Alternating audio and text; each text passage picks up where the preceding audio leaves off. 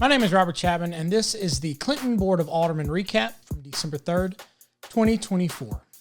Mayor Fisher started the meeting off by recognizing Parks and Recreation Director Courtney Nunn's efforts at becoming a certified Parks and Recreation professional. She recently passed the test of becoming a CPRP, I think that's how you say it, CPRP, so hats off to Courtney. Fire Chief Jeff Blackledge reported to the board that 2 stations are in the works of upgrading their lights from fluorescent lights to LEDs. This has the city slotted to save close to $6,000 a year, and we know that every penny counts. He reported that calls for service have risen a tick this year compared to the last year. As of Tuesday night, we've had 3,110 calls that have come into the fire stations. Chief Blackledge said in 2023, the numbers hovered around 9 calls per shift, and this year the stats are hovering around 9.31 calls per shift.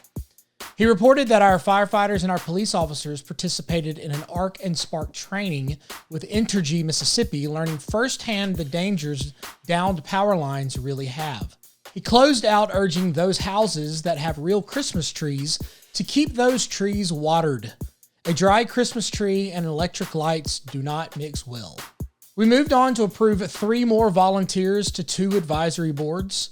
Timothy Presson and Jade Roberts were approved to join Parks and Rec Advisory Board, and former Alderman David Ellis joined the Planning and Zoning Board. To all the men and women on our various advisory boards, and those of you who have previously served, we can't say thank you enough. Don't think for a second that your work goes unnoticed or unappreciated. It's oftentimes thankless, so I'd like to officially say thank you. We jumped into the voting portion of the meeting with the annual vote to officially cancel the second meeting of December. Our next meeting will be January the 7th, 2025. Our city clerk, Jimmy Baldry, has a feeling that Waste Management will increase their fees, so in a lesson learned from last year, we went ahead and made the moves to anticipate a rate increase. We have to advertise the rate increase in the newspaper if we were to increase the rates, and since we don't meet on December 17th, we went ahead and voted in favor of publishing the notice if, in fact, rates do increase. It's like Ward 4 Alderman Chip Wilbanks said, rate increases are never a good thing, but it's better to raise it appropriately instead of having to double the increase and play catch-up like we did this past year. I say we consider this lesson learned. Next, Rising Spring Development is nearing the end of Phase 1, and that should be in around spring of 2025. And they're in the process of commencing Phase 2. So we voted in favor to allot the money for the phase.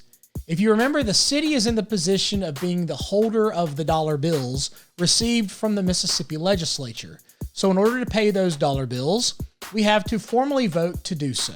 Fire Chief Blackledge presented a cost recovery ordinance for us to implement that recovers mitigated rates for deployment of emergency and non-emergency services during various situations, things like oil cleanups and whatnot, that insurances typically cover and pay back.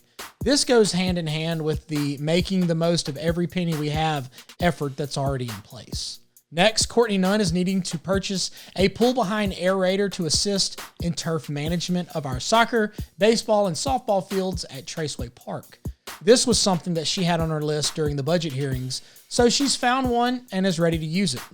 We renewed our memorandum of agreement with Main Street, as well as voted to complete the design of the remaining 112,000 feet of the force main in the Clinton-Raymond-Bolton Water Association Improvement Project. It's a lot of words.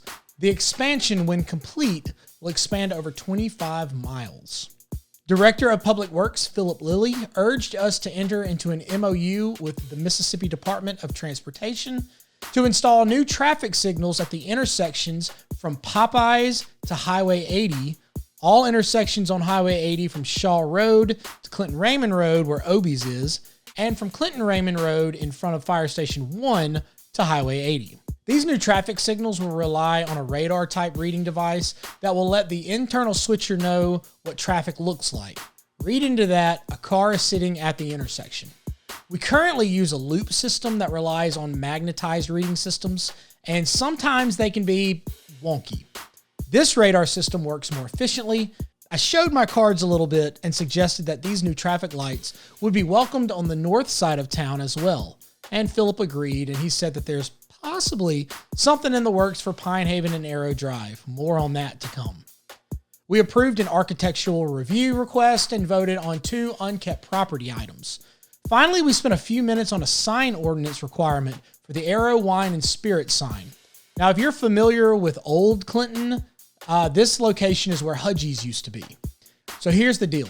The city years ago enacted an ordinance aimed at bringing all of the signs around town into a similar size kind of uniformity. Businesses that had signs outside of the 12-foot height max were grandfathered in, but as the ordinance reads, if they sold the building, the new owner would have to bring the sign into compliance. The sign at Arrow Wine and Spirit is just like that. It's taller than 12 feet, so it would have to be lowered.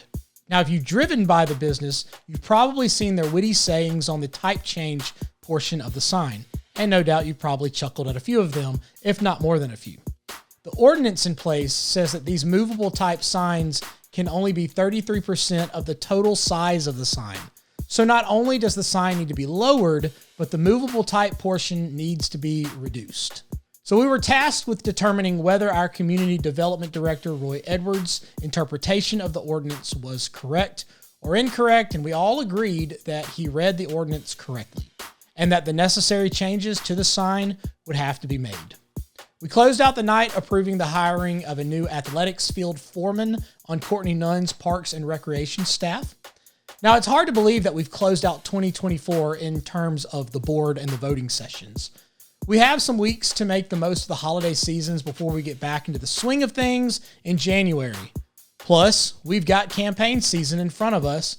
And once again, I humbly ask for your support and your vote as I seek to be Clinton's next alderman at large. More to come on that in the new year. If you see me out and about, please stop and say hello. Keep looking out for each other. Take care of your neighbor.